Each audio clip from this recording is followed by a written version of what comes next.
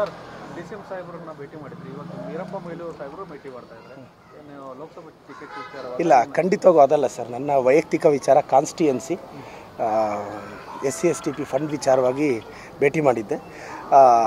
ನಾನು ಮಾನ್ಯ ಅನಂತಕುಮಾರ್ ಹೆಗಡೆ ಅವರು ಸಂಸ್ಕೃತಿ ಬಗ್ಗೆ ಮತ್ತು ಬಹಿರಂಗ ಚರ್ಚೆಗೆ ನಮ್ಮ ಸಿದ್ದರಾಮಯ್ಯ ಸಾಹೇಬ್ರನ್ನ ಕರೆದಿದ್ದಾರೆ. ನಾನು ಅನಂತಕುಮಾರ್ ಹೆಗಡೆ ಅವ್ರಿಗೆ ಕೇಳಕ್ಕೆ ಬಯಸ್ತೀನಿ, ನೀವು ನಮ್ಮ ಸಿದ್ದರಾಮಯ್ಯ ಸಾಹೇಬ್ರ ಜೊತೆ ಚರ್ಚೆಗೆ ಬರೋದಕ್ಕಿಂತ ಮುಂಚೆ ಫಸ್ಟ್ ನನ್ನ ಜೊತೆ ಬನ್ನಿ. ಆ ಚರ್ಚೆಯಲ್ಲಿ ನೀವು ಗೆದ್ದರೆ ನಾನೇ ಸಿದ್ದರಾಮಯ್ಯ ಸಾಹೇಬ್ರ ಹತ್ರ ಕರ್ಕೊಂಡು ಹೋಗ್ತೀನಿ. ಮತ್ತು ತಾವು ಸಂಸ್ಕೃತಿ ಬಗ್ಗೆ ಮಾತಾಡಿದ್ರಿ ಅನಂತಕುಮಾರ್ ಹೆಗಡೆ ಅವರೇ. ಕಳೆದ ವರ್ಷ ನಮ್ಮ ದೇಶದ ಗೌರವಾನ್ವಿತ ಪ್ರಧಾನಿಗಳಾದ ನರೇಂದ್ರ ಮೋದಿ ಅವರ ಅಂಕೋಲಕ್ಕೆ ಬಂದಾಗ ಕನಿಷ್ಠ ತಾವು ಹೋಗಿ ಸ್ವಾಗತ ಮಾಡಲಿಲ್ಲ. ಇದೇನಾ ತಮ್ಮ ಸಂಸ್ಕೃತಿ?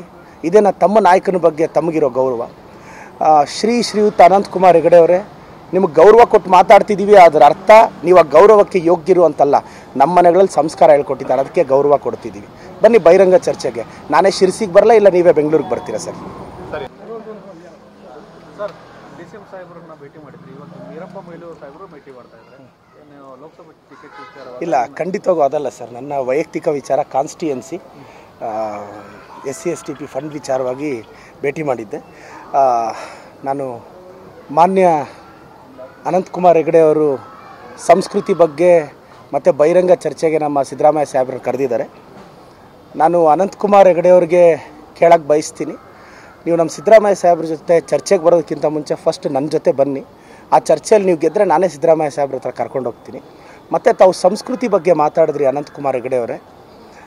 ಕಳೆದ ವರ್ಷ ನಮ್ಮ ದೇಶದ ಗೌರವಾನ್ವಿತ ಪ್ರಧಾನಿಗಳಾದ ನರೇಂದ್ರ ಮೋದಿ ಅವರ ಅಂಕೋಲಕ್ಕೆ ಬಂದಾಗ ಕನಿಷ್ಠ ತಾವು ಹೋಗಿ ಸ್ವಾಗತ ಮಾಡಲಿಲ್ಲ. ಇದೇನಾ ತಮ್ಮ ಸಂಸ್ಕೃತಿ? ಇದೇನಾ ತಮ್ಮ ನಾಯಕನ ಬಗ್ಗೆ ತಮಗಿರೋ ಗೌರವ?